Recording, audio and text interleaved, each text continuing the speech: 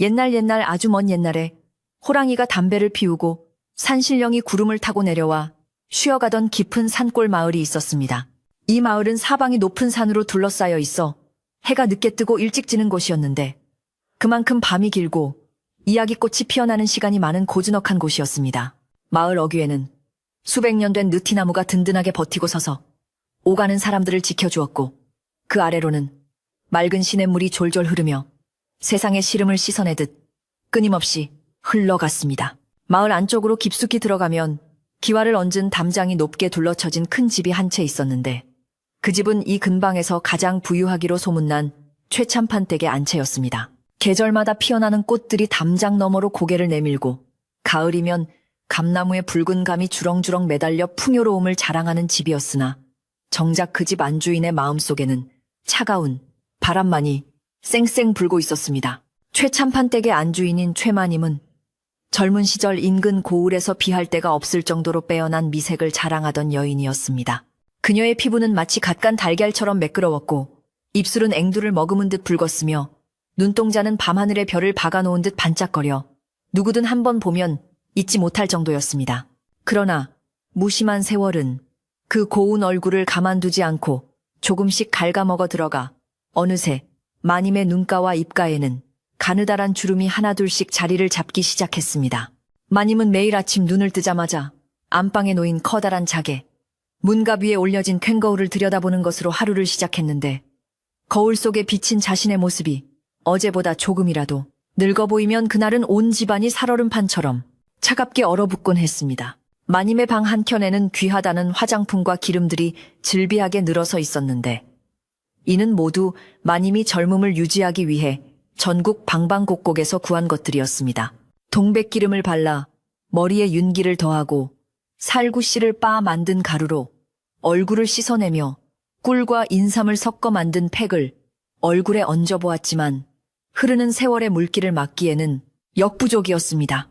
마님은 거울 속에 자신을 보며 깊은 한숨을 내쉬었고 그 한숨 소리는 문사를 타고 넘어가 마당을 쓸고 있는 하인들의 귀에까지 들릴 정도였습니다.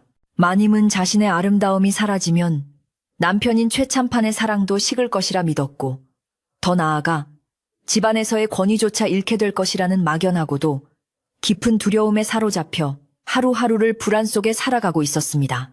이 큰 기와집에는 마님의 시중을 드는 어린 하녀 연화가 있었는데 연화는 이제 막 16이 된 꽃다운 나이의 처녀였습니다.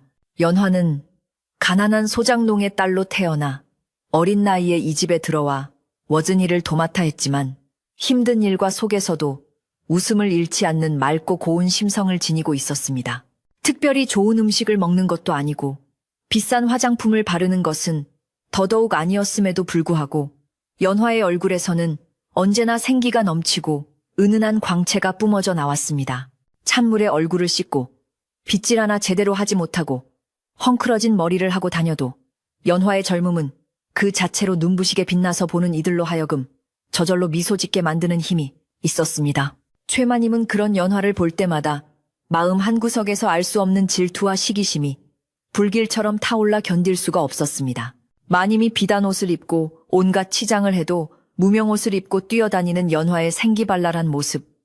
옆에 서면 자신이 마치 시들어버린 꽃처럼 초라하게 느껴졌기 때문입니다. 마님은 연화가 마당에서 빗자루질을 하거나 우물가에서 물을 냈는 모습을 햇마루에 앉아 물끄러미 바라보곤 했는데 그 눈빛은 예전의 온화함을 잃고 점점 더 날카롭고 매섭게 변해갔습니다. 어찌하여 저 아이는 아무것도 바르지 않아도 저토록 빛이 난단 말인가. 내 젊음은 다 어디로 가고 빈 껍데기만 남았는가 하는 생각에 마님은 밤잠을 설치는 날이 많아졌습니다. 어느 늦가을 오후 마당에는 노란 은행잎이 비단처럼 깔려있고 서늘한 바람이 불어와 옷깃을 여미게 하는 날이었습니다. 마님은 안방문을 활짝 열어젖히고 따뜻한 햇살을 받으며 앉아 있었지만 마음속의 그늘은 거칠 줄을 몰랐습니다. 그때 연화가 따뜻하게 데운 모과차를 다과상에 받쳐들고 조심스럽게 방으로 들어왔습니다. 연화의 볼은 찬바람을 맞아 발그레하게 상기되어 있었는데 그 모습이 마치 복숭아꽃이 핀 듯 고와서 마님은 찻잔을 받아들면서도 시선을 떼지 못했습니다. 연화의 손등은 거친 물일로 터 있었지만 그 손목과 목선에서 느껴지는 팽팽한 젊음의 기운은 숨길 수가 없었고 그것이 마님의 심기를 묘하게 건드렸습니다. 마님은 차를 한 모금 마신 뒤 찻잔을 거칠게 내려놓으며 연화에게 퉁명스럽게 물었습니다. 너는 요새 무슨 좋은 일이라도 있느냐? 얼굴이 아주 훤하구나.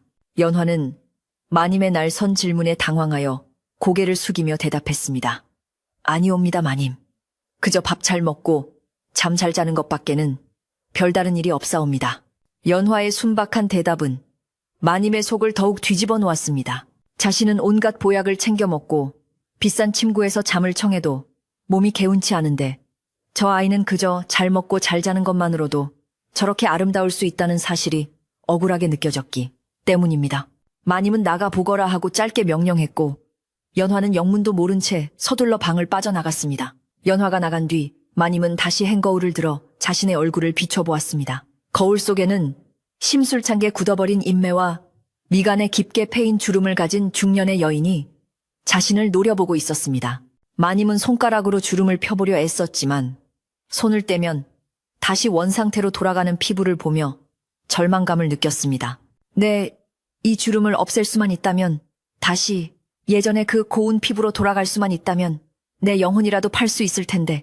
마님은 거울을 엎어놓고 이불 위로 쓰러지듯 누웠습니다. 방 안에는 모과차의 달콤한 향기가 감돌았지만 마님에게는 그 향기조차 역하게 느껴질 뿐이었습니다. 한편 마당 한 구석에서 장작을 패고 있던 늙은 하인 만석 영감은 안채 쪽을 힐끔 쳐다보며 혀를 찼습니다. 만석 영감은 최참판 댁에서 3대째 일해오고 있는 터춘대감 같은 존재로 집안의 대소사를 훤히 꿰뚫고 있는 사람이었습니다. 그는 마님이 젊음에 집착하기 시작한 이후로 집안 분위기가 예전 같지 않다는 것을 누구보다 잘 알고 있었습니다. 예전에는 하인들에게도 너그럽고 인자했던 마님이 이제는 사소한 실수에도 불호령을 내리고 짜증을 부리는 일이 잦아졌기 때문입니다. 만석 영감은 도끼를 내려놓고 땀을 닦으며 혼잣말을 중얼거렸습니다. 사람이 늙는 것은 자연의 이치건을 어찌하여 거스르려 하시는고, 마음이 편해야 얼굴도 고와지는 법인데. 저녁 무렵이 되자 마을에는 밥 짓는 연기가 모락모락 피어오르고 집집마다 구수한 된장찌개 냄새가 퍼져나갔습니다. 그러나 최참판댁 부엌만은 여느 때보다 긴장감이 감돌았습니다. 저녁상에 올라갈 반찬 하나라도 마님의 입맛에 맞지 않으면 불호령이 떨어질까봐 부엌 어멈과 하녀들이 분주하게 움직이고 있었습니다. 연화는 우물가에서 채소를 씻으며 찬물에 손을 담그고 있었는데 손끝이 시려올 때마다 마님의 차가운 눈빛이 떠올라 몸을 움츠렸습니다.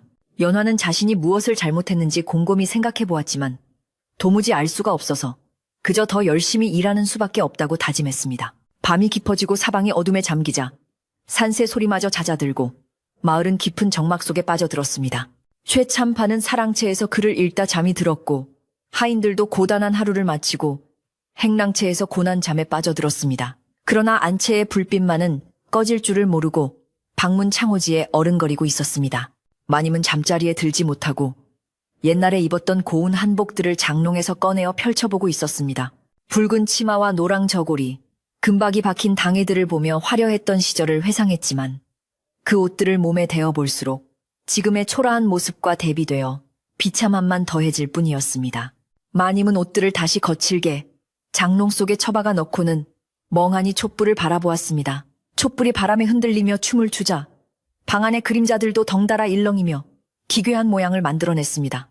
마님의 마음속에는 채워지지 않는 갈증이 소용돌이치고 있었고 그것은 단순한 예뻐지고 싶은 욕망을 넘어선 집착이 되어가고 있었습니다. 어디선가 들었는데 깊은 산속에 사는 도사들은 늙지 않는 비약을 가지고 있다고 하던데, 아니면 중국의 황실에서 쓴다는 귀한 약초라도 구해야 하는 것인가.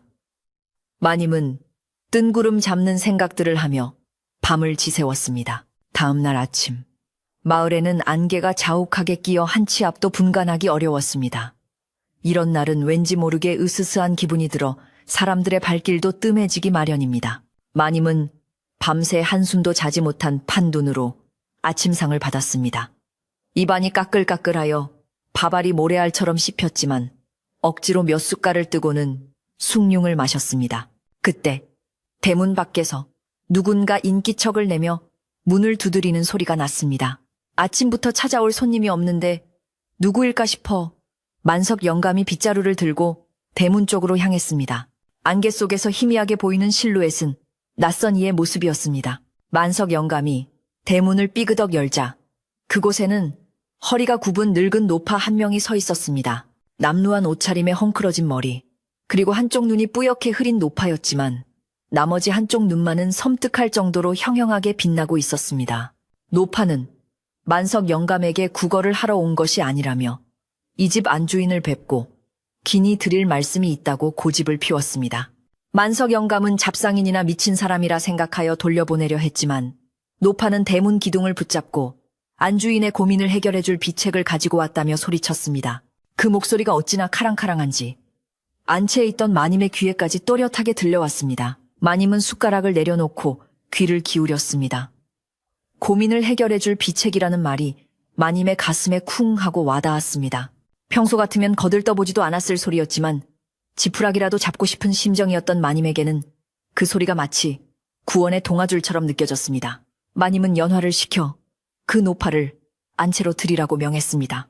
만석 영감은 마님의 명이 떨어지자 어쩔 수 없이 길을 비켜주었지만 노파의 뒤로 질질 끌리는 그림자를 보며 왠지 모를 불길함을 느꼈습니다. 저 노파가 이 평화로운 집에 검은 먹구름을 몰고 올 것만 같은 예감이 들었기 때문입니다. 노파가 안채 마당에 들어서자 집안의 공기가 서늘하게 변하는 듯 했습니다. 마당에 있던 개들이 꼬리를 내리고 낑낑거리며 뒷걸음질 쳤고 나뭇가지에 앉아있던 까치들도 푸드득 날아가 버렸습니다. 노파는 안방 문 앞에 서서 마님을 향해 굽신거리며 절을 올렸습니다. 마님은 문을 조금 열고 노파를 아래 위로 훑어보았습니다. 네가 내 고민을 안다고 했느냐? 그래, 내 고민이 무엇인지 어디 한번 말해보아라. 마님의 목소리에는 의심과 기대가 반반 섞여 있었습니다. 노파는 누런 이를 드러내며 비릿한 미소를 지었습니다. 마님, 세상 부러울 것 없어 보이는 이 기와집 안주인께서 밤마다 잠 못 이루고 거울만 들여다보시는 이유가 무엇이겠습니까? 지는 꽃을 다시 피우고 싶은 마음, 흐르는 강물을 거꾸로 돌리고 싶은 그 간절한 소망 아니겠습니까? 노파의 말은 정확히 마님의 폐부를 찔렀습니다. 마님은 깜짝 놀라 문을 활짝 열고 노파를 방 안으로 들이라고 손짓했습니다. 노파는 신발을 벗고 방 안으로 들어오면서 마치 제 집인 양 주위를 둘러보았고 그 눈빛에는 탐욕스러운 빛이 스쳐 지나갔습니다. 마님은 노파 앞에 앉아 급히 물었습니다. 그래, 그 비책이라는 것이 도대체 무엇이냐? 정말로 다시 젊어질 수 있는 방법이 있단 말이냐? 노파는 목소리를 낮추어 속삭이듯 말하기 시작했습니다. 세상에는 돈으로도 살 수 없는 귀한 약들이 있지요. 하지만 마님처럼 간절한 분에게만 효험이 있는 법입니다. 제가 알려드리는 방법은 아주 오래전부터 내려오는 비밀스러운 처방인데 이것만 있으면 10년 아니 20년은 거뜬히 젊어질 수 있습니다. 마님의 눈이 휘둥그레졌습니다. 20년이라니. 그렇다면 처녀 시절의 그 아름다움을 다시 찾을 수 있다는 말인가? 마님은 침을 꼴깍 삼키며 노파에게 몸을 기울였습니다. 하지만 노파는 뜸을 들이며 쉽게 입을 열지 않았습니다. 마님은 장롱을 열어 비단 한 필과 은가락지를 꺼내 노파의 손에 쥐어주었습니다. 이것은 약소하지만 내 성인이라 효험만 있다면 내가 더 큰 상을 내릴 것이니 어서 말해보아라. 노파는 은가락지를 깨물어 보고는 만족스러운 듯 주머니에 챙겨 넣었습니다. 그리고는 마님의 귀에 대고 아주 은밀하고도 끔찍한 이야기를 시작하려 했습니다. 방 안에는 무거운 침묵이 감돌았고 벽에 걸린 족자 속의 학들도 숨을 죽이고 듣는 듯 했습니다. 마님의 심장은 방망이질 치듯 쿵쿵거렸고 그 소리가 자신의 귀에까지 들릴 지경이었습니다. 이때 부엌에서는 연화가 아침 설거지를 마치고 그릇을 정리하고 있었습니다. 쨍그랑 그릇끼리 부딪히는 맑은 소리가 안채까지 울려 퍼졌습니다. 그 소리는 마치 마님에게 정신을 차리라고 경고하는 신호 같았으나 이미 욕망의 눈이 먼 마님의 귀에는 들리지 않았습니다. 오직 노파의 입에서 나오는 달콤하고도 위험한 속삭임만이 마님의 온 신경을 지배하고 있었습니다. 연화는 알 수 없는 한기를 느끼며 부르르 몸을 떨었고 하늘을 올려다보니 해가 떴음에도 불구하고 구름 뒤에 숨어 빛을 잃은 채 희미하게 걸려 있었습니다. 노파는 마님의 눈을 똑바로 쳐다보며 말했습니다. 그 비결은 바로 사람의 기운, 그 중에서도 가장 맑고 깨끗한 기운을 빌리는 것입니다. 마님은 의아한 표정으로 물었습니다. 사람의 기운이라니 구체적으로 무엇을 말하는 것이냐? 노파는 희죽 웃으며 덧붙였습니다. 아직 때가 묻지 않은 갓 피어난 꽃봉오리 같은 처녀에 아주 특별한 것을 써야 합니다. 마님은 순간 등골이 오싹해졌지만 호기심을 억누를 수 없었습니다. 노파의 이야기는 점점 더 기이한 방향으로 흘러가고 있었고 이 평화로운 산골 마을의 기와집에는 돌이킬 수 없는 운명의 수레바퀴가 구르기 시작했습니다. 마당의 늙은 감나무에서 마지막 남은 잎새 하나가 힘없이 떨어져 내렸습니다. 그것은 마치 다가올 비극을 예고하는 듯 처연하게 바닥을 굴렀습니다. 만석 영감은 마당을 쓸다 말고 그 낙엽을 집어들며 깊은 한숨을 쉬었습니다. 올겨울은 유난히 춥고 길 것 같구먼. 그의 탄식은 바람에 흩어져 사라졌지만 그 속에 담긴 근심은 집안 구석구석으로 스며들었습니다. 마님과 노파가 들어앉은 안방의 문은 굳게 닫혀 있었고 그 안에서 무슨 이야기가 오가는지는 아무도 알 수 없었습니다. 다만 그날 이후로 최참판댁의 공기가 전과는 완전히 달라질 것이라는 사실만이 분명해 보였습니다. 어느새 해가 중천에 떴지만 최참판댁 안채는 마치 동굴 속에 있는 것처럼 어둑어둑했습니다. 마님의 욕망에 만들어낸 그림자가 집안을 서서히 집어삼키고 있었던 것입니다. 이제 곧 시작될 이야기는 젊음을 향한 끝없는 집착이 얼마나 무서운 결과를 초래하는지 그리고 진정한 아름다움이란 과연 무엇인지를 보여줄 서막이었습니다. 거울 앞에 선 마님은 이제 거울 속의 자신을 보는 것이 아니라 욕망이 그려낸 허상을 쫓고 있었습니다. 안방의 문풍지가 파르르 떨리는 가운데 노파의 입에서 나온 말은 실로 믿기 힘든 끔찍하고도 기이한 것이었습니다. 노파는 마님의 귀에 입을 바짝 가져다 대고는 쉰 목소리로 처녀의 붉은 피, 그것도 아주 맑고 깨끗한 피로 목욕을 하면 늙은 가죽이 벗겨지고 새살이 돋아난다고 속삭였습니다. 그 말은 마치 독사처럼 마님의 귓속을 파고들어 온몸의 털을 곤두서게 만들었습니다. 마님은 순간 숨이 턱 막히며 뒤로 물러나 앉았지만 노파는 아랑곳하지 않고 말을 이었습니다. 단 한 번이면 족합니다. 달이 붉게 물드는 밤, 아무도 모르게 행해야만 효험이 있지요. 노파의 눈동자는 광기로 번들거리고 있었고 그 눈을 마주한 마님은 공포와 유혹 사이에서 갈팡질팡하며 마른 침만 삼켰습니다. 마님은 떨리는 목소리로 그게 정말 가당키나 한 말이냐? 사람의 피라니 천벌을 받을 일이 아니더냐? 라고 반문했습니다. 하지만 그 목소리에는 이미 거절보다는 확인받고 싶은 욕망이 더 짙게 배어 있었습니다. 노파는 혀를 차며 천벌이 무서우면 쭈글쭈글한 늙은이로 살다 죽으면 그만입니다. 하지만 젊음을 되찾아 다시 참판나리의 사랑을 독차지하고 세상 사람들의 부러움을 한 몸에 받는다면 그깟 천벌이 대수겠습니까? 라며 마님의 약한 부분을 집요하게 파고들었습니다. 참판나리의 사랑이라는 말에 마님의 눈동자가 흔들렸고 결국 마음속의 마지막 빗장이 스르르 풀리고 말았습니다. 마님은 노파의 손을 덥석 잡으며 그 방법을 자세히 알려달라고 매달리듯 부탁했습니다. 노파는 마님의 반응에 만족한 듯 웃으며 품속에서 꼬깃꼬깃한 종이 한 장을 꺼내 놓았습니다. 그 종이에는 알 수 없는 붉은 글씨와 그림들이 그려져 있었는데 보기만 해도 기운이 빠지는 듯한 불길한 기운을 내뿜고 있었습니다. 노파는 준비물이 몇 가지 필요합니다.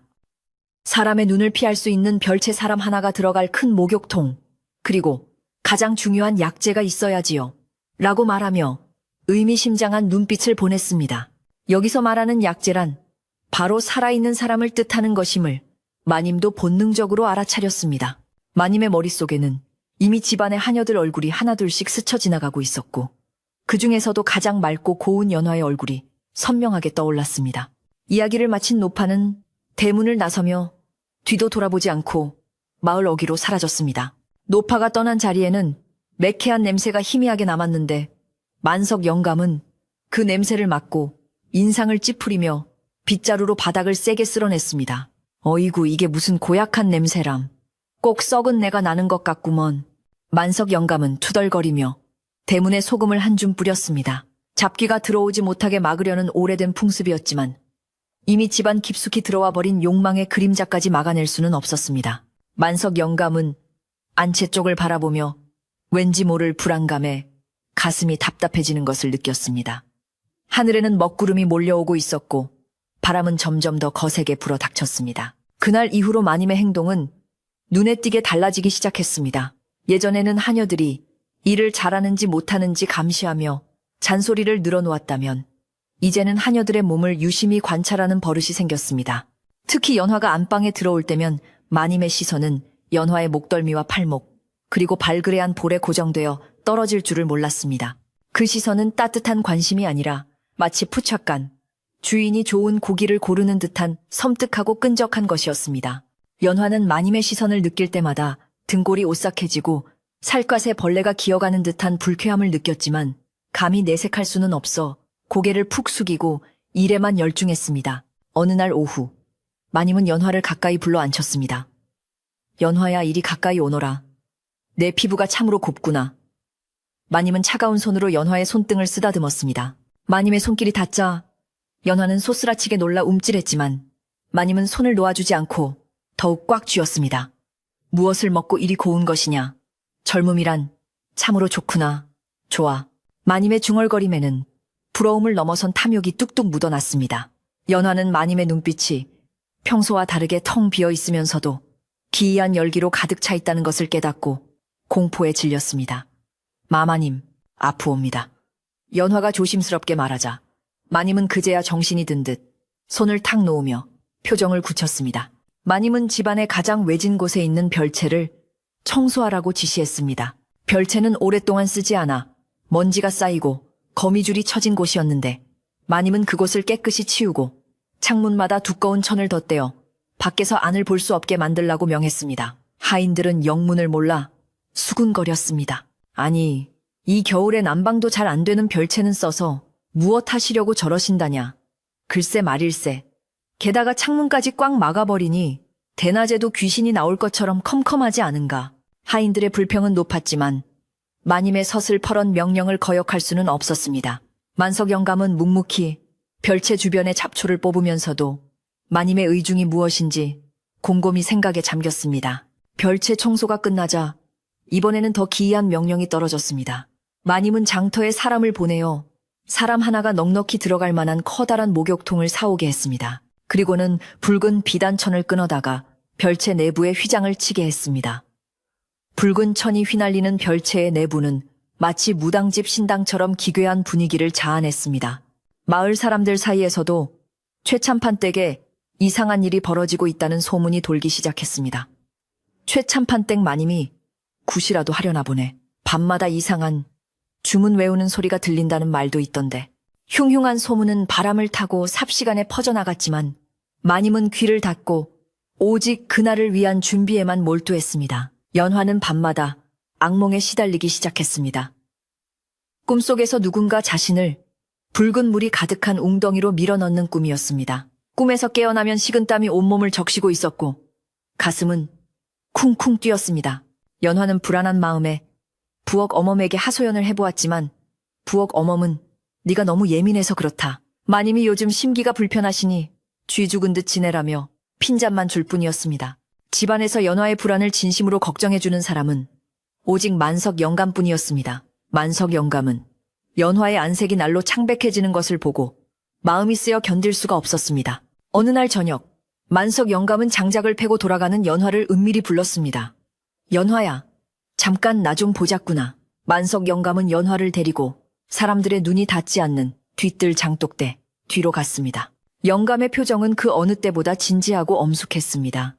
내 너를 친손녀처럼 아껴서 하는 말이니 잘 듣거라. 요즘 마님 눈빛이 심상치 않다. 특히 너를 보는 눈이 예전 같지가 않아. 연화는 겁에 질린 눈으로 영감을 올려다보았습니다. 할아범, 저도 무서워요. 마님이 자꾸 저를 만지시고 이상한 말씀을 하세요. 연화의 목소리는 파르르 떨리고 있었습니다. 만석 영감은 주위를 두리번거리며 목소리를 낮췄습니다. 절대로 해가 지고 나서는 별채 근처에 얼씬도 하지 말거라. 그리고 마님이 너에게 단둘이 보자고 하시거나 이상한 심부름을 시키시거든 핑계를 대서라도 피해야 한다. 알겠느냐? 만석 영감의 경고는 단순한 걱정이 아니라 오랜 연륜에서 나오는 직감이었습니다. 그는 며칠 전 마님이 시장에서 사온 약초 꾸러미에서 독초 냄새가 나는 것을 맡았기 때문입니다. 사람을 홀리거나 깊은 잠에 빠지게 하는 약초들이 분명했습니다. 영감은 연화의 어깨를 꽉 쥐며 다시 한번 당부했습니다. 이 늙은이 말을 허투루 듣지 마라. 내 느낌이 아주 좋지 않아. 연화는 눈물을 글썽이며 고개를 끄덕였습니다. 네, 할아범. 명심할게요. 하지만 연화의 마음속 불안은 쉽게 가라앉지 않았습니다. 자신이 큰 집안에서 도망칠 곳이 어디 있겠는가 하는 무력감이 밀려왔기 때문입니다. 만석 영감은 주머니에서 작은 헝겊 주머니 하나를 꺼내 연화에게 쥐어주었습니다. 이건 내가 절에 가서 받아온 향나무 조각이다. 몸에 지니고 있으면 잡귀를 쫓아준다고 하니 꼭 품고 다니거라. 그것은 영감이 연화에게 줄 수 있는 유일한 부적과도 같은 것이었습니다. 연화는 그것을 소중히 받아 옷고름 안쪽에 단단히 매달았습니다. 한편 마님은 달력을 보며 날짜를 세고 있었습니다. 노파가 말한 붉은 기운이 도는 날이 다가오고 있었기 때문입니다. 마님은 그날이 오기 전까지 연화의 몸을 최상의 상태로 만들어야 한다고 생각했습니다. 마님은 부엌에 특별 지시를 내려 연화에게만 고기 반찬과 흰 쌀밥을 먹이도록 했습니다. 다른 하녀들은 마님이 연화만 예뻐하신다며 질투했지만 연화에게 그 밥상은 사형수가 먹는 마지막 식사처럼 목구멍에 걸려 넘어가지 않았습니다. 마님은 연화가 밥을 먹는 모습을 지켜보며 흐뭇한 미소를 지었는데 그 미소는 흡사 잘 키운 가축을 바라보는 주인의 눈빛과 다를 바가 없었습니다. 별채에는 커다란 목욕통이 자리를 잡았고 그 옆에는 물을 데울 큰 가마솥도 준비되었습니다. 마님은 밤마다 몰래 별채에 들어가 그곳에 앉아있곤 했습니다. 빈 목욕통을 어루만지며 상상 속에서 자신의 주름이 펴지고 피부가 탱탱해지는 모습을 그렸습니다. 마님의 광기는 점점 더 깊어져 이제는 남편인 최참판조차 안채에 들어오기를 꺼려할 정도였습니다. 최참판은 부인이 요즘 병이 든 것 같으니 의원을 불러야겠다고 말했지만 마님은 소리를 지르며 나는 멀쩡합니다. 내일에 상관 마세요. 라고 쏘아붙였습니다. 집안의 가장조차 통제할 수 없는 광풍이 몰아치고 있었습니다. 어느덧 약속된 날이 사흘 앞으로 다가왔습니다. 하늘은 잔뜩 흐려 있었고 까마귀 떼가 지붕 위에 앉아 시끄럽게 울어대며 불길한 징조를 보였습니다. 마님은 거울 앞에서 자신의 얼굴을 쥐어뜯듯 문지르며 중얼거렸습니다. 조금만 참자, 조금만. 이제 곧 이 지긋지긋한 늙음과도 작별이다. 마님의 눈에는 핏발이 서 있었고 손톱 밑에는 긁힌 자국으로 피가 맺혀 있었습니다. 그 시각 연화는 우물가에서 물을 뱉다가 물에 비친 자신의 얼굴을 들여다보았습니다. 물속의 얼굴은 공포로 인해 파리하게 질려 있었지만 여전히 젊음의 빛을 잃지 않고 있었습니다. 그때 뒤에서 인기척이 느껴져 연화가 화들짝 놀라 뒤를 돌아보았습니다. 그곳에는 아무도 없었지만 바닥에 떨어진 붉은 댕기 하나가 눈에 들어왔습니다. 그것은 마님이 즐겨 쓰던 것이었습니다. 마님이 언제 이곳까지 와서 자신을 지켜보고 갔는지 알 수 없는 노릇이었습니다. 연화는 소름이 돋아 물동이를 내팽개치고 부엌으로 도망쳤습니다. 부엌 아궁이에 불길이 활활 타오르고 있었지만 연화의 몸은 덜덜 떨리며 멈추지 않았습니다. 이제 위험은 코앞까지 다가와 있었고 이 집안에서 연화가 숨을 곳은 점점 좁아지고 있었습니다. 밤이 되자 바람 소리는 더욱 거세져 마치 귀신이 우는 소리처럼 들렸습니다. 창호지가 찢어질 듯 펄럭거렸고 촛불은 위태롭게 흔들렸습니다. 만석 영감은 잠을 이루지 못하고 행랑채 텐마루에 나와 담배를 피웠습니다. 그의 시선은 어둠 속에 잠긴 별채에 머물러 있었습니다. 저곳에서 무슨 일이 벌어지려는 것인가? 내가 막을 수 있을까? 영감의 깊은 한숨과 함께 담배 연기가 허공으로 흩어졌습니다. 마을의 개들이 일제히 지저대기 시작했고 먼 산에서 부엉이 우는 소리가 끊이지 않았습니다. 폭풍 전야의 고요함은 깨어지고 이제 곧 닥쳐올 비극의 서막이 올랐습니다. 마을의 하늘은 며칠째 잿빛 구름으로 뒤덮여 있었고 해가 져도 달이 보이지 않는 캄캄한 밤이 계속되었습니다. 최참판 댁의 담장안은 마치 폭풍우가 몰아치기 직전의 바다처럼 무겁고 습한 공기로 가득 차 있었습니다. 마님은 이제 안채보다 별채에 머무는 시간이 더 많아졌는데 그곳에서 들려오는 소리는 그릇을 닦는 달그락거리는 소리와 혼자 중얼거리는 웃음소리뿐이었습니다. 하인들은 별채 근처에 얼씬도 하지 말라는 엄명에 따라 멀찌감치 돌아다녔지만 바람결에 실려오는 비릿하고 매캐한 냄새까지 피할 수는 없었습니다. 그 냄새는 마치 짐승의 피와 오래된 약초를 섞어 끓인 듯한 역겨운 것이어서 맞는 사람마다 코를 막고 인상을 찌푸리게 만들었습니다. 연화는 마님의 지시에 따라 매일 아침 저녁으로 알 수 없는 검은 물을 별채로 날라야 했습니다. 그 물은 마님이 직접 부엌 아궁이가 아닌 별채 뒤편의 임시 화덕에서 끓인 것이었는데 물통을 들고 갈 때마다 느껴지는 끈적하고 불길한 기운에 연화의 손은 덜덜 떨렸습니다. 마님은 연화가 물통을 내려놓으면 방문을 살짝 열고 앙상한 손만 내밀어 물통을 채가곤 했습니다. 문틈으로 보이는 방 안은 붉은 천으로 사방이 둘러쳐져 있어 대낮에도 핏빛 어둠이 감돌았고 그 가운데 놓인 커다란 목욕통은 마치 입을 벌린 괴물처럼 보였습니다.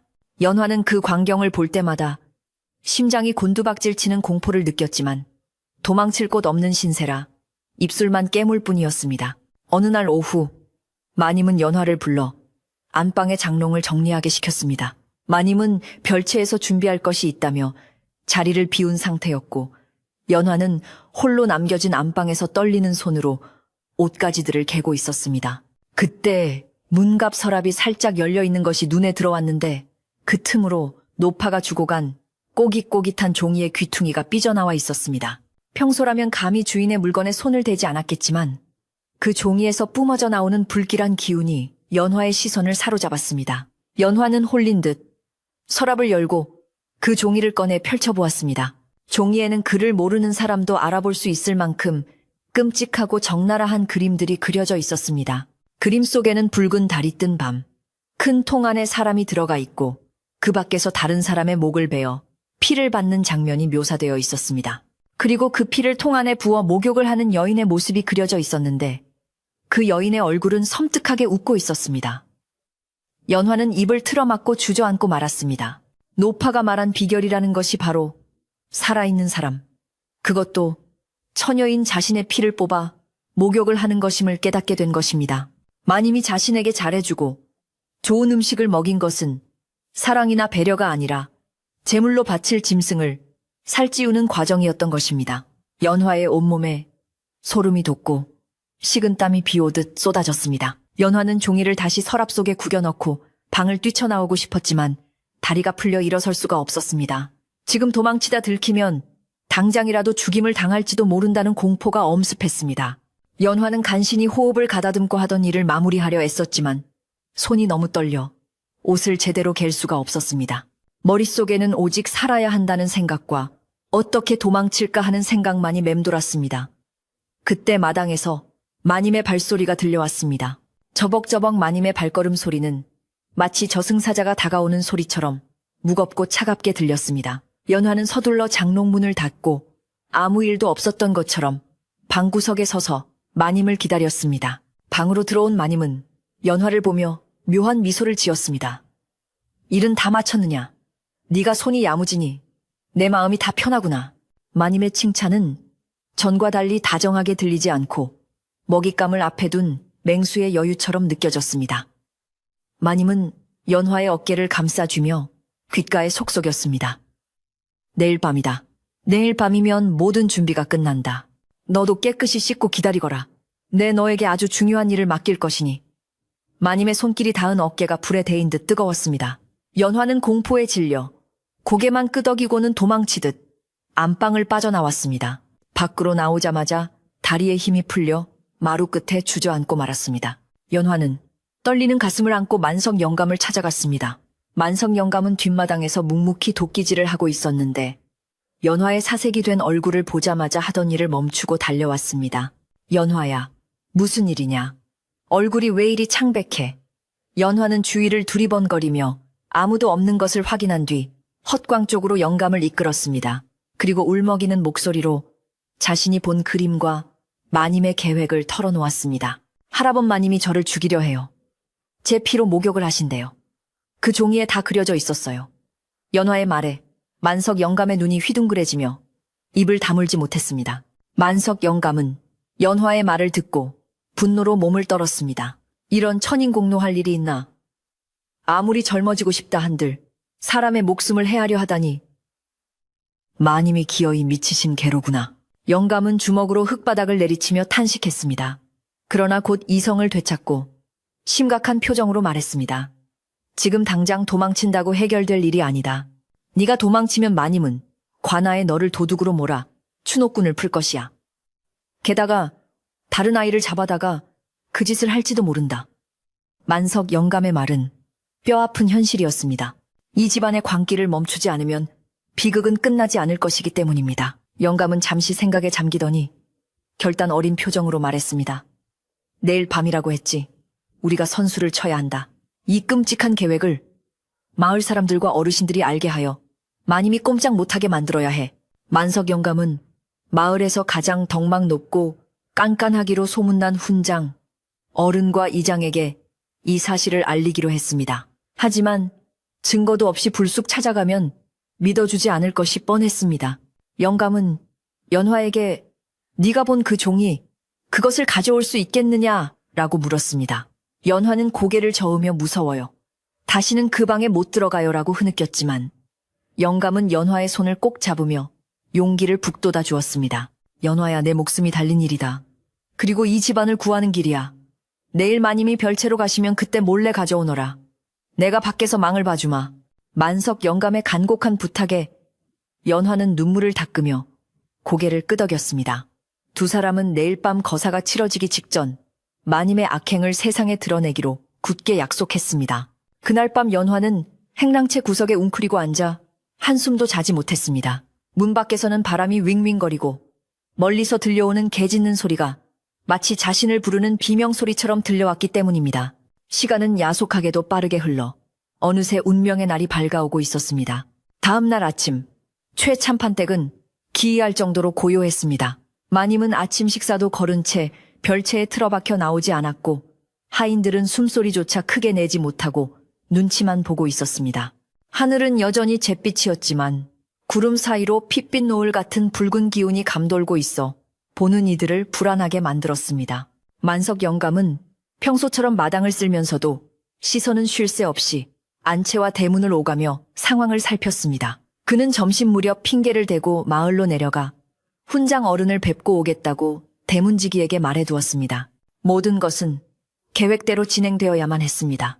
오후가 되자 마님은 별채에서 나와 목욕재개를 하고 새하얀 소복으로 갈아입었습니다. 머리를 풀어 헤치고 소복을 입은 마님의 모습은 마치 살아있는 사람이 아닌 원귀처럼 보였습니다. 마님은 부엌으로 와서 연화에게 탕약을 내밀며 마시라고 했습니다. 이것을 마시고 몸을 따뜻하게 하거라. 그래야 기운이 맑아지느니라. 그것은 몸을 나른하게 하고 정신을 몽롱하게 만드는 약임이 분명했습니다. 연화는 약사발을 받아들고 마시는 시험을 하며 소매 안으로 약을 쏟아버렸습니다. 마님은 그것을 눈치채지 못하고 만족스러운 듯 웃으며 돌아섰습니다. 해가 서산으로 넘어가고 땅거미가 지기 시작하자 마님은 드디어 안방을 비우고 별채로 향했습니다. 이때를 놓치지 않고 연화는 잽싸게 안방으로 숨어들었습니다. 심장이 터질 듯 쿵쿵거렸지만 멈출 수 없었습니다. 문갑 서랍을 열자 다행히 그 종이는 그 자리에 그대로 있었습니다. 연화는 종이를 품속 깊이 감추고 밖으로 나오려는데 문 밖에서 인기척이 들렸습니다. 덜컹 방문 고리가 흔들리는 소리에 연화는 숨이 탔을 뻔했습니다. 다행히 바람소리였지만 연화는 식은땀으로 흠뻑 젖은 채 뒷문으로 빠져나와 만석 영감에게 달려갔습니다. 만석 영감은 뒷간 뒤쪽 담장 아래에서 초조하게 기다리고 있었습니다. 연화가 건네준 종이를 받아든 영감의 손은 분노로 부들부들 떨렸습니다. 됐다. 이제 됐다. 내가 얼른 가서 어르신들을 모시고 올 테니 너는 절대 별채 근처에 가지 말고 숨어 있거라. 영감은 종이를 품에 넣고 담장을 넘어 어둠 속으로 사라졌습니다. 연화는 영감이 사라진 곳을 바라보며 두 손을 모아 간절히 기도했습니다. 제발 늦지 않게 와주시기를. 이 끔찍한 밤이 무사히 지나가기를 빌고 또 빌었습니다. 그러나 마님의 광기는 예상보다 더 빠르고 집요하게 연화를 찾아왔습니다. 만석 영감이 떠난 지 얼마 되지 않아 별채 쪽에서 마님의 날카로운 목소리가 들려왔습니다. 연화야, 연화 인연 어디 있느냐? 당장 이리 오너라. 마님의 목소리는 온 집안을 쩌렁쩌렁 울렸고 숨어있던 연화의 귀에도 똑똑히 들렸습니다. 연화는 부엌 장작 더미 뒤에 몸을 숨겼지만 마님은 하인들을 시켜 연화를 찾아내라고 닥달했습니다. 하인들은 횃불을 들고 마당을 샅샅이 뒤지기 시작했고 불빛은 점점 연화가 숨은 곳으로 다가왔습니다. 연화는 입을 틀어막고 눈물을 흘리며 만석 영감이 돌아오기만을 기다렸습니다. 결국 연화는 헛간을 뒤지던 머슴에게 발각되고 말았습니다. 머슴은 여기 있습니다요. 라고 외치며 연화의 팔을 잡아 끌었습니다. 연화는 놓아주세요. 제발 저 좀 살려주세요. 라고 애원했지만 머슴은 마님의 불호령이 무서워 연화를 질질 끌고 별채 앞으로 데려갔습니다.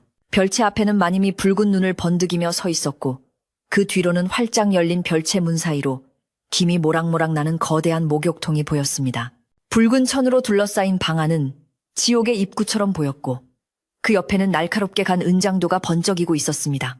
마님은 연화를 보자마자 머리채를 휘어잡으며 광기 어린 웃음을 터뜨렸습니다. 어딜 도망가려 했느냐.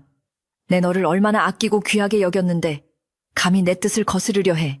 마님의 힘은 어디서 나오는지 모를 정도로 강해서 연화는 꼼짝도 할 수 없었습니다. 자, 들어가자. 들어가서 나에게 너의 젊음을 다오. 그러면 너도 영원히 내 안에서 사는 것이다. 마님은 연화를 끌고 별채 안으로 들어갔고 쿵 하고 문이 닫혔습니다. 밖에서 지켜보던 하인들은 공포에 질려 서로 눈치만 볼 뿐 누구 하나 나서서 말릴 엄두를 내지 못했습니다. 별채 안은 뜨거운 수증기와 역한 약초 냄새로 가득 차 숨을 쉬기도 힘들었습니다. 마님은 연화를 목욕통 옆에 무릎 꿇리고는 떨리는 손으로 은장도를 집어들었습니다. 아프지 않을 게다. 잠깐이면 된다. 네 피가 내 몸에 닿는 순간 나는 다시 꽃처럼 피어날 것이다. 마님은 주문을 외우듯 중얼거리며 칼날을 연화의 목에 겨누었습니다. 연화는 눈을 질끈 감고 비명을 질렀습니다. 안 돼요. 마님 제발 정신 차리세요. 하지만 마님의 귀에는 아무것도 들리지 않았습니다. 오직 눈앞에 흰 목덜미와 그 안에 흐르는 붉은 피만이 보일 뿐이었습니다. 바로 그 절체절명의 순간 밖에서 웅성거리는 소리와 함께 대문이 부서질 듯 열리는 소리가 났습니다. 이게 무슨 짓인가? 당장 그 문을 열어라. 쩌렁쩌렁한 호통 소리가 별채 안까지 파고들었습니다. 그것은 마을 훈장 어른의 목소리였습니다. 마님은 흠칫 놀라 칼을 멈칫했고 연화는 그 틈을 타 마님의 팔을 뿌리치고 문 쪽으로 기어갔습니다. 거기 누구냐? 감히 누가 내 신성한 의식을 방해하는 것이냐? 마님은 악을 쓰며 소리쳤지만 이미 밖에서는 수많은 발소리가 별채를 향해 달려오고 있었습니다. 별채 문이 쾅 하고 열리며 찬바람이 들이닥쳤습니다. 수증기가 거치면서 드러난 광경은 참혹했습니다. 머리가 헝클어진 마님이 칼을 들고 서 있고 바닥에는 연화가 공포에 질려 떨고 있는 모습이 횃불 아래 적나라하게 드러났습니다. 만석 영감과 훈장 어른 그리고 마을의 장정들이 그 모습을 보고 경악을 금치 못했습니다. 사람의 탈을 쓰고 어찌 이런 짓을. 훈장 어른의 호통에 마님은 뒷걸음질 치며 주저앉았습니다. 그러나 마님의 눈은 여전히 포기하지 못한 욕망으로 이글거리고 있어 사태는 아직 완전히 끝나지 않았음을 예고하고 있었습니다. 별채에 닫힌 문이 활짝 열리며 차가운 밤 공기가 뜨거운 수증기를 순식간에 몰아냈습니다. 횃불의 붉은 불빛이 방 안을 비추자 칼을 든 채 헝클어진 머리를 하고 있는 최마님과 바닥에 엎드려 떨고 있는 연화의 모습이 마치 지옥도의 한 장면처럼 드러났습니다. 훈장 어른을 필두로 이장과 마을의 덕망 높은 어르신들 그리고 건장한 장정들이 들이닥쳐 마님을 애워쌌습니다. 마님은 갑작스러운 빛과 사람들의 시선에 눈을 찡그리며 손으로 얼굴을 가렸지만 손에 쥐어진 은장도는 여전히 서슬퍼런 빛을 내뿜고 있었습니다. 훈장 어른은 지팡이로 바닥을 쿵 찍으며 호통을 쳤습니다. 이게 도대체 무슨 해괴망측한 짓인가? 양반가 안주인이 요사스러운 미신에 홀려 사람을 잡으려 하다니 하늘이 무섭지도 않소. 마님은 잠시 당황하는 듯 했으나 곧바로 표정을 일그러뜨리며 악을 썼습니다. 당신들이 뭘 안다고 떠드는 게요. 이건 내 집이리요.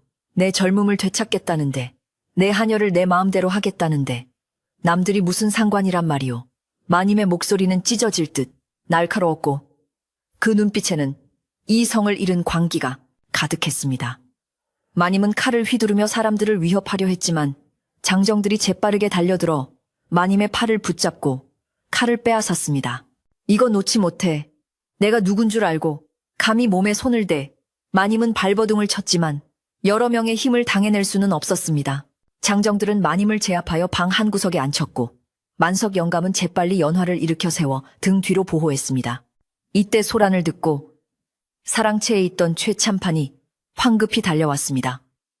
최참판은 갓도 제대로 쓰지 못한 채 버선발로 뛰어와 별채 안을 들여다보고는 입을 다물지 못했습니다. 부인 이게 무슨 꼴이오? 도대체 무슨 짓을 벌이고 있었던 게요?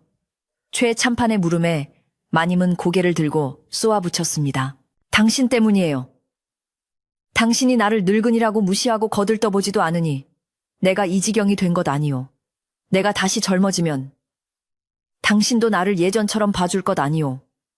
마님의 절규에 참판은 말문이 막혀 망연자실한 표정으로서 있을 뿐이었습니다.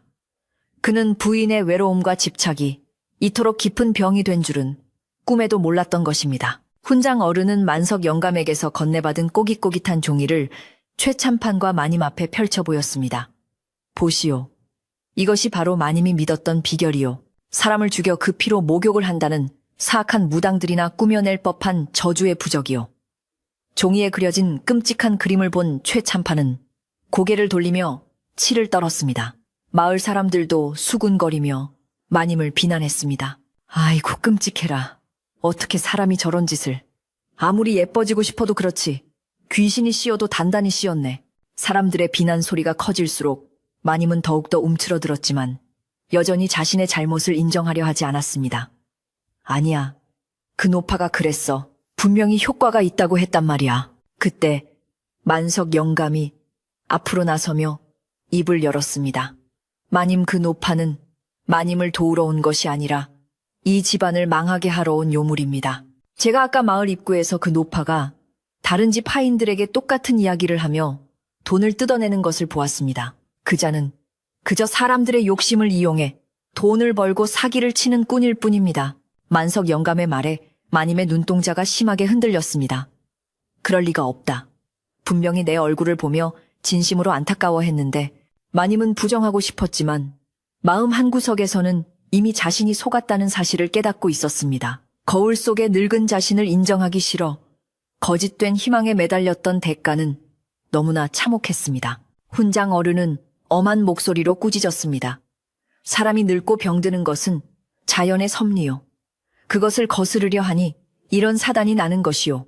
진정한 아름다움은 고운 피부가 아니라 늙어가면서 쌓이는 연륜과 덕망에서 나오는 것이거늘 어찌하여 껍데기에만 집착하여 괴물이 되려 하시오.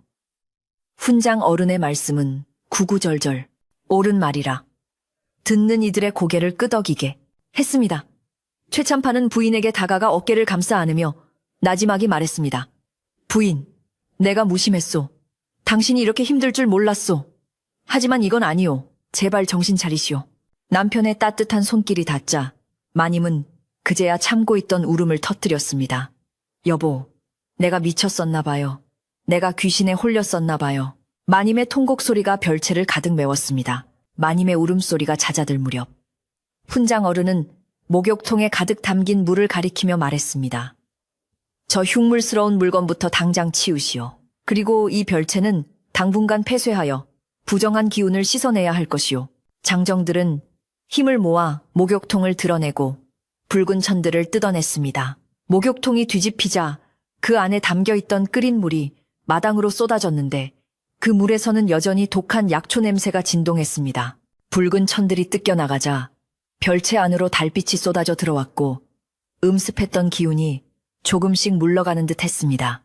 연화는 만석 영감의 부축을 받으며 밖으로 나왔고 맑은 밤 공기를 들이마시며 비로소 살았다는 안도감에 다리가 풀려 주저앉았습니다. 최참판은 마을 사람들에게 깊이 고개를 숙여 사죄했습니다. 제 집안 단속을 제대로 하지 못하여 이런 소란을 피웠으니 면목이 없습니다. 너그러이 용서해 주신다면 이 은혜는 평생 잊지 않고 갚겠습니다. 마을 사람들은 최참판의 진심 어린 사과의 마음을 풀었고 훈장 어른도 이제라도 바로잡았으니 다행이요. 앞으로는 부인을 잘 보살피시오라며 격려해 주었습니다. 사람들은 하나둘씩 흩어져 돌아갔고 최참판 댁에는 다시 정적이 찾아왔습니다. 하지만 그 정적은 전과 달리 무겁고 음습한 것이 아니라 폭풍우가 지나간 뒤에 고요함처럼 차분하고 안정된 것이었습니다. 마님은 하녀들의 부축을 받아 안방으로 돌아왔습니다. 방 안에는 여전히 행 거울이 놓여 있었지만 마님은 더 이상 거울을 보지 않았습니다. 대신 거울을 뒤집어 놓고 그 위에 헝겊을 덮었습니다. 그리고는 연화를 불렀습니다. 연화는 쭈뼛거리며 방으로 들어왔는데 마님은 연화의 손을 잡고 눈물을 흘리며 빌었습니다. 연화야, 내가 죽을 죄를 지었다. 내 고운 얼굴을 시기하여 내 손으로 너를 해치려 하다니 내가 사람이 아니었다. 나를 용서해 다오. 마님의 진심 어린 참회에 연화도 눈시울이 붉어졌습니다. 마님 아니어요. 이제라도 무사하니 다행입니다. 마님 마음고생이 얼마나 심하셨으면 그러셨겠어요. 연화의 착한 마음씨는 마님의 얼어붙은 마음을 완전히 녹여주었습니다. 다음날 아침, 마을에는 언제 그랬냐는 듯 맑은 해가 떠올랐습니다. 어젯밤의 소동은 마치 꿈이었던 것처럼 사라지고 평화로운 일상이 다시 시작되었습니다. 최참판은 곳간을 활짝 열어 마을 사람들에게 쌀과 고기를 나누어 주며 잔치를 열었습니다. 이는 사죄의 뜻이기도 했지만 애군을 털어내고 새롭게 시작하겠다는 다짐이기도 했습니다. 마당에는 멍석이 깔리고 풍물패에 흥겨운 가락이 울려 퍼졌습니다. 사람들은 떡과 술을 나누어 먹으며 웃음꽃을 피웠고 어젯밤의 공포는 어느새 이야깃거리가 되어 사람들의 입에 오르내렸습니다. 마님은 비단옷 대신 수수한 무명옷을 입고 사람들 앞에 나섰습니다. 화장기 없는 얼굴에는 주름이 그대로 드러났지만 어쩐지 전보다 훨씬 편안하고 온화해 보였습니다. 마님은 마을 아낙네들과 어울려 음식을 나르고 아이들에게 떡을 쥐어주며 웃었습니다. 사람들은 수군거렸습니다. 최 마님이 저렇게 웃는 모습은 처음 보는구먼. 화장을 안 하니 오히려 더 젊어 보이는 것 같기도 하고. 마님은 더 이상 사람들의 시선을 의식하지 않았고 주름진 얼굴을 부끄러워하지도 않았습니다. 자신의 늙음을 인정하고 받아들이자 마음속의 짐이 사라져버린 것입니다. 만석 영감은 마당 한 구석에서 막걸리 한 사발을 들이키며 흐뭇하게 웃었습니다. 허허, 비온 뒤에 땅이 굳는다더니 우리 집안이 이제야 제대로 돌아가는구먼. 옆에 있던 부엌 어멈도 맞장구를 쳤습니다. 그러게 말이요.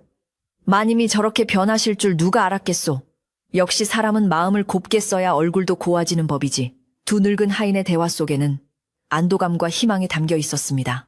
연화도 새 옷을 입고 마당을 뛰어다니며 잔치 일을 거들었는데 그 모습은 여전히 꽃처럼 아름다웠지만 이제는 그 아름다움이 누군가의 질투를 사는 것이 아니라 모두를 기분 좋게 만드는 빛이 되었습니다. 저녁 무렵 잔치가 끝나갈 즈음 훈장 어른이 마님에게 다가와 덕담을 건넸습니다.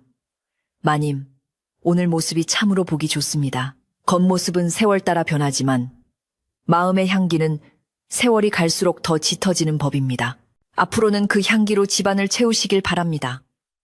마님은 훈장 어른의 말에 깊이 고개를 숙이며 감사를 표했습니다.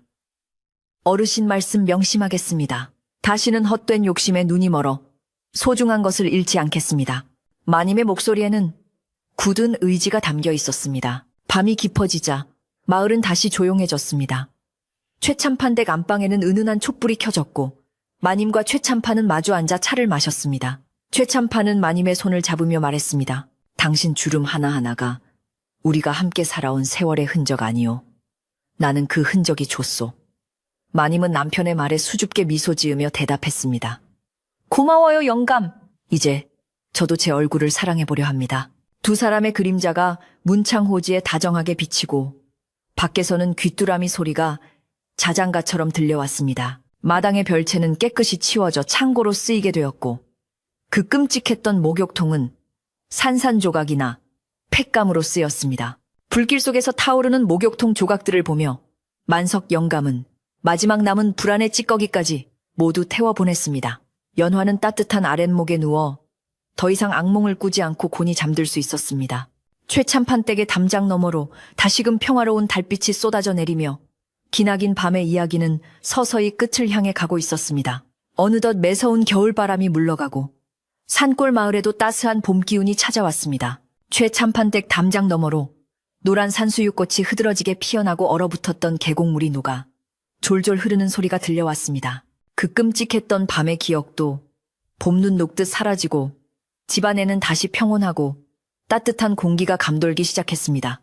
마님은 이제 아침에 일어나면 거울부터 찾는 대신 창문을 활짝 열고 맑은 아침 공기를 깊이 들이마셨습니다. 얼굴에 닿는 봄바람이 거칠어진 피부를 스치고 지나갔지만 마님은 더 이상 그것을 불쾌하게 여기지 않고 계절의 인사를 반갑게 맞이했습니다. 마님은 창고에 쌓아두었던 비싼 화장품과 기름들을 모두 꺼내어 마을의 형편이 어려운 안악들에게 나누어 주었습니다. 이것들은 겉모습을 꾸미는 데는 쓸모가 있을지 모르나 마음을 맑게 하는 데는 아무런 소용이 없더군요. 마님은 그렇게 말하며 수수한 웃음을 지어 보였습니다. 마을 안악들은 달라진 마님의 모습에 처음에는 어리둥절했지만 곧 진심을 느끼고 고마워하며 받아갔습니다. 마님은 화장품 대신 텃밭을 가꾸는 호미를 손에 쥐었고 비단옷 대신 흙이 묻어도 좋은 무명옷을 즐겨 입게 되었습니다.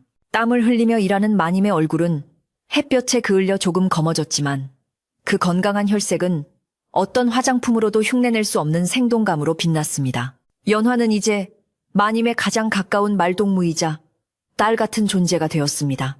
마님은 연화를 볼 때마다 미안한 마음을 감추지 못해 어쩔 줄 몰라 했지만 연화는 특유의 밝은 웃음으로 마님의 마음을 편안하게 해주었습니다. 두 사람은 캔마루에 나란히 앉아 바느질을 하거나 나무를 다듬으며 도란도란 이야기를 나누곤 했습니다. 연화야, 네가 시집 갈 때가 되면 내가 친정어머니 노릇을 톡톡히 해주마. 이불도 최고급으로 해주고 장롱도 자개로 맞추어 줄 테니 걱정 말거라. 마님의 말에 연화는 얼굴을 붉히며 수줍게 웃었습니다. 과거의 질투와 시기는 이제 서로를 아끼는 깊은 정으로 변하여 두 사람 사이를 단단하게 묶어주고 있었습니다. 집안의 파진 일을 도맡아 하던 만석 영감의 얼굴에도 주름살이 펴진 듯 웃음이 떠나질 않았습니다. 그는 마당을 쓸면서 흥얼흥얼 콧노래를 부르곤 했는데 그 소리가 어찌나 구성진지 듣는 사람들의 어깨까지 들썩이게 만들었습니다. 허허, 우리 집안에 이제야 진짜 봄이 왔구먼. 마님 목소리가 저렇게 부드러우시니 밥맛이 꿀맛이야. 행랑채의 다른 하인들도 모두 입을 모아 칭찬했습니다. 예전에는 마님의 눈치를 보느라 숨도 크게 쉬지 못했던 하인들이 이제는 마당에서 큰 소리로 웃고 떠들며 활기차게 일했습니다. 주인과 하인 사이에 높고 단단했던 벽이 허물어지고 사람 사는 냄새가 물씬 풍기는 진짜 집이 된 것입니다. 어느 날 장날 마을에 들른 박물 장수가 흥미로운 소식을 전해왔습니다. 인근 고을들을 돌아다니며 괴상한 비방으로 사람들을 속이고 돈을 뜯어내던 늙은 노파가 관아에 잡혔다는 소식이었습니다. 그 노파는 젊어지는 비법이라며 독초를 팔고 헛소문을 퍼뜨려 여러 집안을 풍비박산 냈는데 결국 꼬리가 밟혀 옥살이를 하게 되었다고 했습니다. 마님은 그 이야기를 전해 듣고 잠시 멍하니 하늘을 올려다보았습니다. 내 욕심이 부른 화였지만 이제라도 그 죗값을 치르게 되었다니 다행이구나. 다시는 나 같은 어리석은 사람이 나오지 말아야 할 텐데. 마님은 가슴을 쓸어내리며 안도의 한숨을 쉬었습니다. 저녁이 되자 최참판댁 부엌에서는 구수한 밥 짓는 냄새와 냉이 된장국 냄새가 피어올랐습니다. 오늘은 마을 어르신들을 모시고 봄맞이 저녁 식사를 대접하기로 한 날이었습니다. 마님은 팔을 걷어붙이고 부엌으로 들어가 직접 전을 부치고 나무를 묻혔습니다. 마님 기름 냅니다. 저리로 가 계셔요. 부엌 어멈이 만류했지만 마님은 아니다.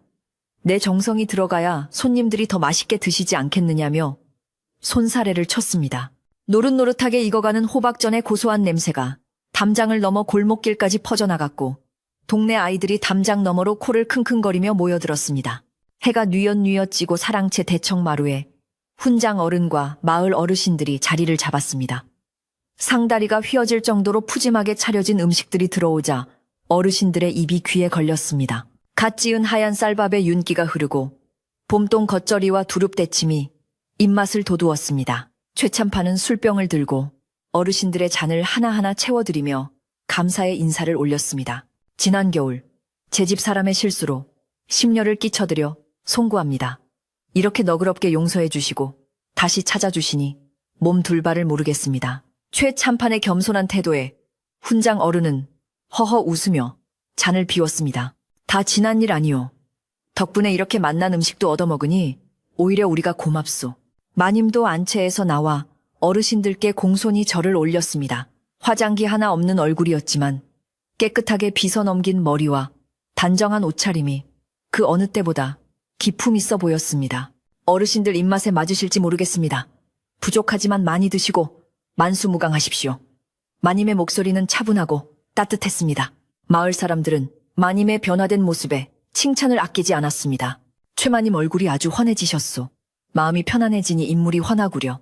그렇고 말고 옛날 처녀 때보다 지금이 훨씬 더 보기 좋소. 그 칭찬들은 빈말이 아니라 마음에서 우러나온 진심이었습니다. 식사가 무르익어갈 무렵 마당 한가운데에는 모닥불이 피어올랐습니다. 타닥타닥 타오르는 장작 소리와 함께 사람들의 이야기꽃도 활짝 피어났습니다. 옛날 이야기부터 농사일 걱정, 자식 자랑까지 세상 사는 이야기들이 밤하늘로 흩어졌습니다. 연화는 부지런히 식혜와 수정과를 나르며 어르신들의 시중을 들었습니다. 연화의 맑은 미소는 모닥불 불빛을 받아 더욱 아름답게 빛났고 그 모습을 바라보는 마님의 눈가에는 흐뭇한 주름이 잡혔습니다. 마님은 이제 연화의 젊음을 탐내는 것이 아니라 그 젊음이 잘 피어나도록 지켜주는 어른이 되고 싶다는 생각을 했습니다. 밤이 깊어지자 손님들은 하나둘씩 집으로 돌아갔고 집안에는 다시 가족들만의 오붓한 시간이 찾아왔습니다. 최참판과 마님, 그리고 연화와 하인들까지 모두 마당 멍석에 둘러앉아 남은 음식을 나누어 먹었습니다. 신분의 귀천을 따지지 않고 한데 어우러져 웃고 떠드는 이 순간이야말로 진정한 태평성대가 아닐까 싶었습니다. 마님은 밤하늘에 뜬 둥근 보름달을 올려다보며 생각했습니다. 저 달도 차면 기울고 기울면 다시 차는 법인데 내 어찌 늙음을 두려워만 했을까. 늙어간다는 것은 저 달처럼 은은한 빛을 내는 것인 줄을 미처 몰랐구나. 최참판은 마님의 손을 잡으며 나지막이 속삭였습니다. 부인, 오늘 당신 모습이 내 평생 본 중에 가장 아름다웠소. 젊은 시절의 꽃 같던 얼굴도 좋았지만 지금처럼 넉넉하고 따뜻한 마음이 배어나오는 얼굴이 나는 더 좋소. 남편의 진심 어린 고백에 마님의 눈시울이 붉어졌습니다. 어떤 보약보다도, 어떤 비결보다도 남편의 따뜻한 말 한마디가 마님을 더 젊고 활기차게 만드는 명약이었습니다. 마님은 잡은 손에 힘을 주며 고개를 끄덕였습니다. 영감, 저도 이제야 알 것 같습니다. 진정한 젊음은 피에서 나오는 것이 아니라 사랑에서 나오는 것임을요. 연화는 뒷정리를 마치고 우물가로 가서 물 한 바가지를 길어 올렸습니다. 두레박에 담긴 물 속에는 둥근 달이 그대로 잠겨 있었고 물결이 일 때마다 달빛이 조각조각 부서져 반짝였습니다. 연화는 그 물로 얼굴을 씻으며 상쾌함을 느꼈습니다. 맑고 차가운 물이 피부에 닿는 느낌은 살아있음을 생생하게 일깨워 주었습니다.